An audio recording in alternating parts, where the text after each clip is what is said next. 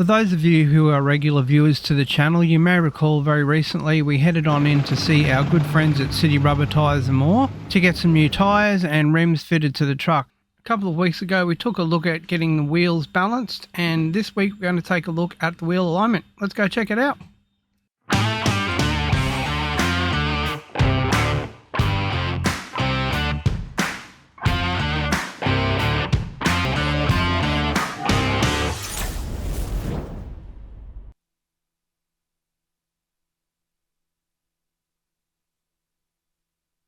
Anytime you're getting new wheels and tyres put onto your vehicle, you should always make sure that you get them balanced and a wheel alignment done, which is what we're going to take a look at this week. Alright, so now that we've got the wheels and the hubcaps on, what we'll do is head on over to the wheel alignment machine and do a wheel alignment. So the goal of today is to explain everything that needs to happen here, because it's a pretty complicated process and there's quite a lot of things that you need to understand so that you know how it actually works and how complicated and complex it actually is, and why all of the machinery that's required is required, and why the cost that is associated with the wheel alignment actually exists as well. But first of all, let's catch up with Ben from City Rubber to check out what we're doing today and why we're doing it.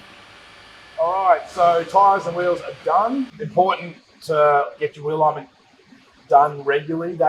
People ask me all the time how often. It depends on a lot of factors: where you drive, how you drive, potholes, gutters. Four drives tend to need it a bit more if you actually go four driving.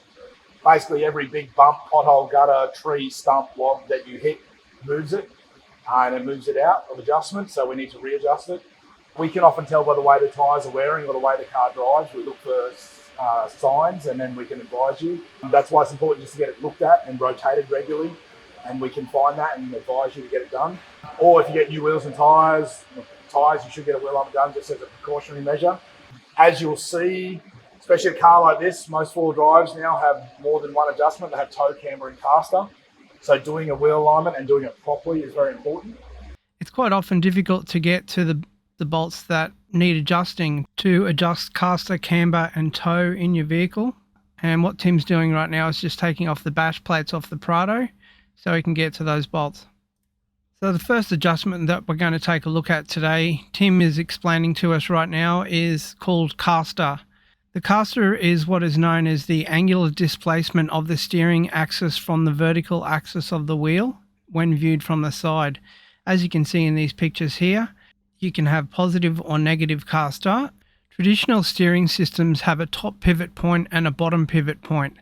The lower control arm holds the hub, and then an upper component pulls or pushes the inside of the wheel to introduce steering angle. If you draw a line between the 2 points, the angle of that line to the road is called the caster. Caster is adjusted by moving the top pivot point towards the front of the car, which generates a negative caster, or towards the back of the car, which creates a positive caster. And as you can see here, Tim is making some adjustments to correct that now. So what we're looking for here in our final adjustment of the caster is to get around about 1/2 to 3/4 of a degree difference between the left and the right hand side. And because of the camber of Australian roads, we're looking for a larger number on the left hand side wheel. And this is set up a little bit differently than in European countries where you're driving on the other side of the road, and what they would do is put the higher number on the right hand wheel. The next of the settings that we're going to take a look at right now is camber, or to be more specific, camber angle. And what that is the angle between the vertical axis of a wheel and the vertical axis of a vehicle. To put it another way, it's whether or not your tyres lean towards or away from the car when viewed from the front of the vehicle.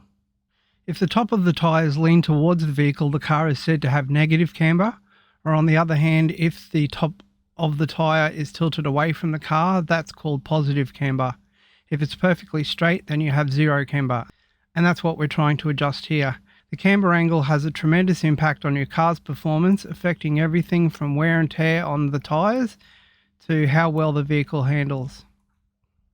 As you can see, Tim is pointing out here, there is something that's called an eccentric bolt, and that is where your adjustments are made, and that pushes the bolt forward or backwards, which makes any of the adjustments we're doing here possible. The next thing we're going to talk about now is toe. The easiest way to understand how tow affects cars is to assume that a car wants to travel in the direction that the tyres face. When the two front tyres point towards each other, the car wants to go straight, and when they point out, your car wants to turn left or right. Generally, you want your tyres to be mostly parallel.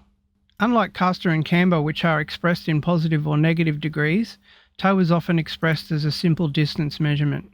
In industry terms, it's a difference in track width as measured at the leading edge of a tyre and the trailing edge of a tyre. In practical terms, it's a measurement that represents how far the wheels are turned in or away from each other. The tyres are considered to be pointed if they angle in towards the car as the car moves forward. They are considered to be pointed out if they angle away from the car. There's basically two ways that tow affects driving. Adjusting the tow can make your car handle better in corners, or it can make it easier to keep your car straight on the highway. It's just another couple of things to take note of here. First of all, the steering needs to be locked before you make any adjustments. And as we'll talk about later on, the tow needs to be adjusted and neutraled. And then what that will do is put the camber and caster readings out. Then you need to take the vehicle back down off the lift again, unlock the steering and do what's called a sweep, which means turning the wheel left and right. Then lock the steering and repeat the whole process again with the sweep at the end, and then check all of your readings again to make sure everything is still in place. So it's quite a lengthy process, as you can see here, and as you'll see as well, there's quite a lot of complicated equipment that goes into the process as well. So what we wanted to do now is have a quick chat about cost, and what we'll do is we'll catch up with Ben and talk about that.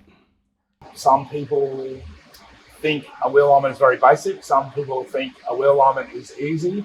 Some people think wheel alignment should be done for free if you buy tyres. No.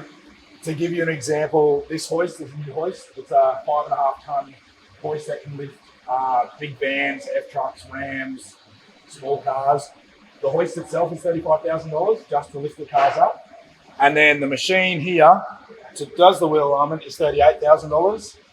And then you've got the shed and wages and insurance and electricity and all that. So it does cost a lot for us to have the proper equipment to do a proper wheel alignment and then have the guys who actually know what they're doing.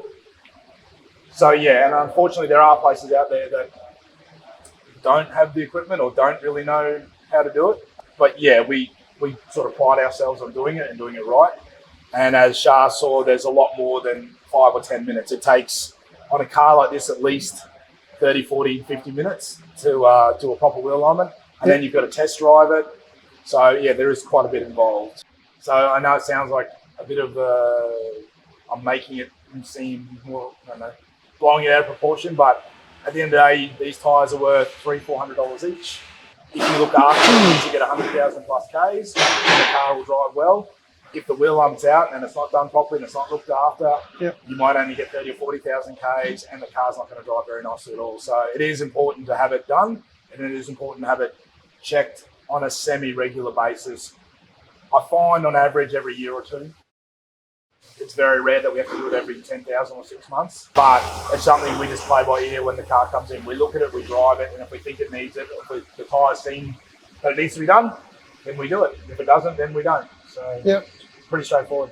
So yeah, this needed a few adjustments on the camber and all the rest of it. Camber and caster, yeah. So he would have had the neutral, the tow, then he would have got the camber and caster readings, then he would have adjusted those, and then that throws the tow back out. Then he would have neutraled the tow again, then he would have let it down and do a sweep, which gets the readings back to accurate. And then to see if they're right. If they're right, great. If they're not quite right again, then we've got to adjust them again. Then we've got to do another sweep. So it can take a fair bit depending on the car. Like some of the little hatchbacks, there is just one adjustment and it is relatively simpler, faster and easier. But on a lot of cars now, especially four drives, there's a lot of adjustment. And then you've got other four drives like Pajeros, Pathfinders, Jeep, Grand Cherokees, which are actually adjustable in the rear and the front. So that's even more to do. Tim mentioned this as well, Yeah. The newer ones. Yeah, because I did ask him about whether this can be adjusted, and he said no, because it's a solid axle. That it can't. Most four drives are solid rear end. It's only some of the wagons that. All right. Cool. Done. All right. Get to go drive it. Yay! Thank you. All right, no problem. Alright, well that's going to wrap things up for us today, taking a look at wheel alignment. Hopefully it's been informative for you. Let me know what you think of the video in the comments down below. Also, don't forget to like, subscribe, and most importantly share the channel. I really do appreciate that. And we'll see you next time we get 4 wheels on the road.